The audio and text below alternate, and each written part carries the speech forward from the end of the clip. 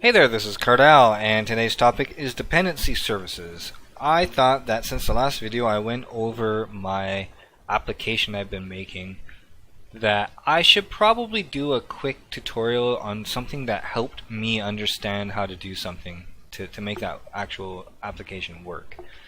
And that is called a dependency service.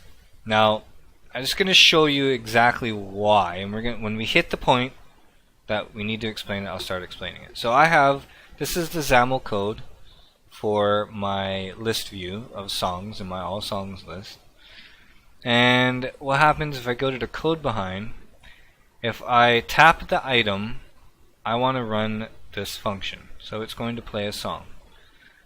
Now, stop right there for a second. Don't look ahead. So this function is inside the public library. Like it's available on all platforms. This is a menu. It is a user interface function call.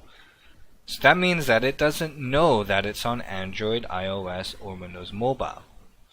So how do you tell this function to do something that depends on what application platform you're on? That is called a dependency service. Alright, so this is my dependency service call. Dependency service get, here's my namespace of my interface, and here is a function. Alright, so what does this mean? So let's just start off with the interface. So the interface here, this IVLC, dep service VLC IVLC, is actually a interface that I've added to the portable code library. Here's, it's got its own namespace. Here's my interface name. And then it has a function in here. So now this function isn't actually a function. It's more of a declaration saying, hey, if you want to use this, this is the function that you use. This is how, and this is all the parameters that you can use. That's this purpose, okay? Alright, so now we're on Android. We're making an Android app. So if we go into our class we created a class that runs this function. That's going to call this function.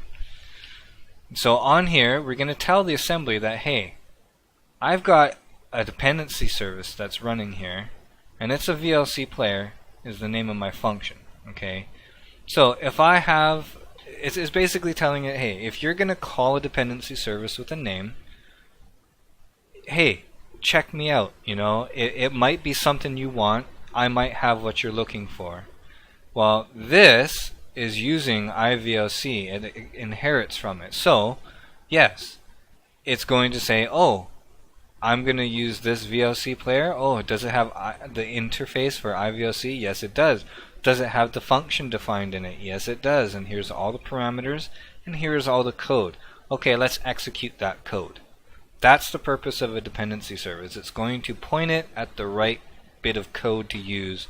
And that bit of code to use can be different on any platform. All you have to do is do this, tell it, look at me, create a class in whatever iOS or Windows Mobile or Android, inherit your interface and on that class so that the dependency service knows that this class uses that interface, and then define that same function with all the parameters and put your code in. And it will run it, it will call it.